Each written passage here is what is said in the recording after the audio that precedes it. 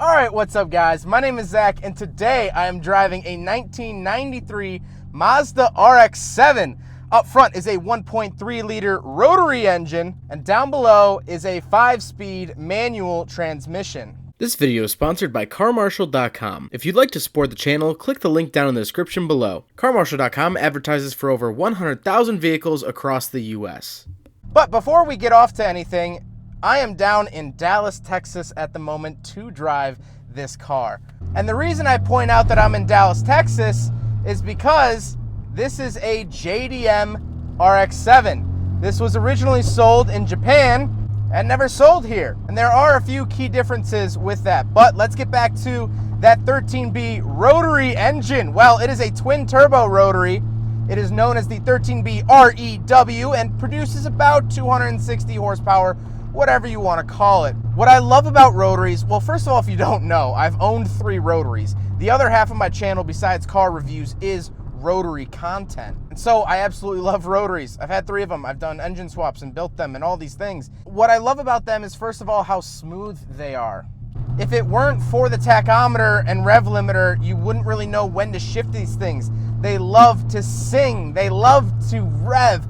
This one revs to about 7,500 RPM, but rotaries have been known to go way higher than that. You can do something called a port, so you can do a street port or bridge port or peripheral port if you want more power. You can definitely get more power out of these. And a lot of people do big single turbo swaps, but this is the stock twin turbo setup. Very smooth power delivery. I absolutely love it.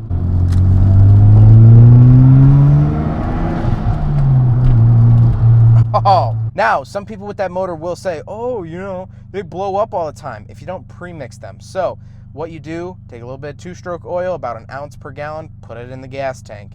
Yes, I'm not kidding. Every single fill up, put a little bit of 2-stroke oil in the gas tank. It'll help your engine last longer. I personally have a rotary with about 132,000 miles on it. Original engine, never opened up. I pre-mix.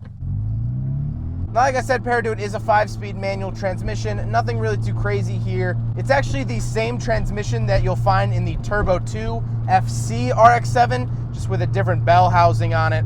Last but not least, of course, the Rx-7 is rear-wheel drive because that's how the world should be. So let's talk about the interior. Well, in front of me, I have a bunch of different gauges. On the far left is my fuel. Then I have my oil pressure, my coolant temperature, which you won't find in other cars. It actually says add coolant. It's very important to keep coolant in this car. These cars run hot. In the center, I have the beautiful center-mounted tachometer. I absolutely love that. And to the right, I have my speedometer, which of course is in kilometers because this car wasn't meant to be here.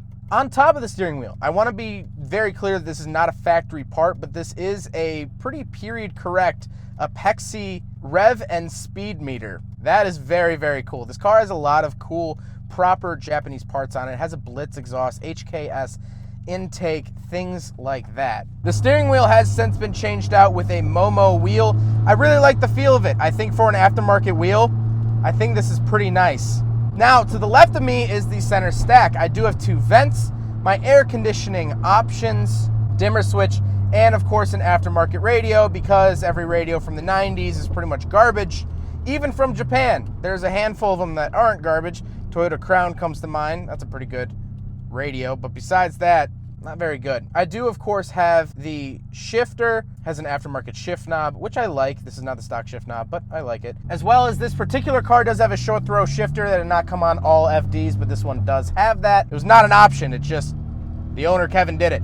Handbrake, defroster, and fog light switches down below. Interestingly enough, the JDM version does not have the exhaust overheat light.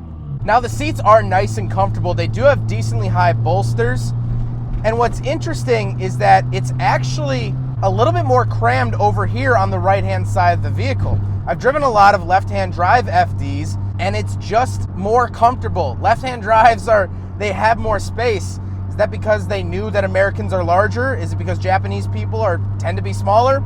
I don't know. I don't know the exact reasoning, but I am definitely more crammed here than I would be in a USDM model. Now, we do actually have back seats. The Japanese models came with back seats. The USDM ones did not. They came with these like fake bins that are supposed to look like back seats, but they're not.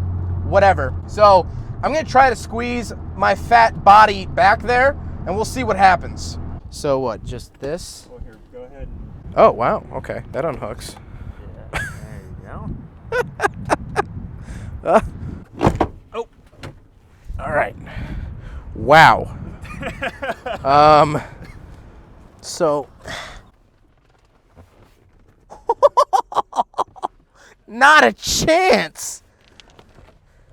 Oh, wow. I'm sitting so low. My head's hitting this. There's a bus behind me. Why would you make the seats this deep? All right, now for the graceful dismount.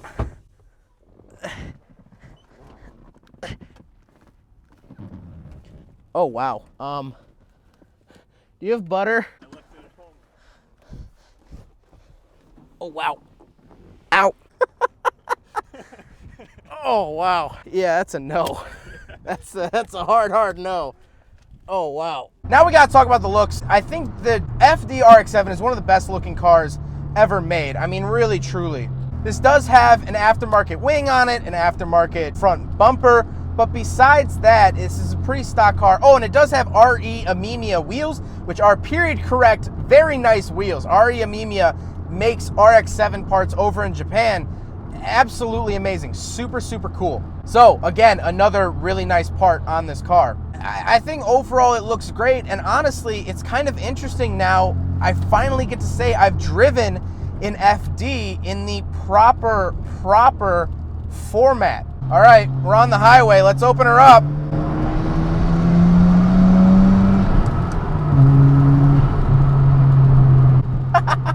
I love FDs. This is the proper way to experience an FD. And it's so nice to finally realize what it was like over in Japan. We always sort of romanticize, oh, FD RX-7s, oh, JDM, Japan, Initial D, all this stuff. Well, this is it. This is what they were dealing with. So, huge thank you to Kevin for letting me take out his right-hand drive FD. I'll leave his username, his Instagram username up on the screen. Definitely go give him a follow if you're any fan of Rotaries. This is just so cool. I'm so glad I finally got to drive something that I've watched on TV and Googled over for years. And yes, I've driven USDM FDs. This isn't a new experience in terms of that, but for right-hand drive, something we did not get. You just can't beat it. This is the FD in its natural habitat. Well, not Dallas, Texas, but this is the FD in its proper format, I should say. And so, huge thank you to Kevin for letting me take this out.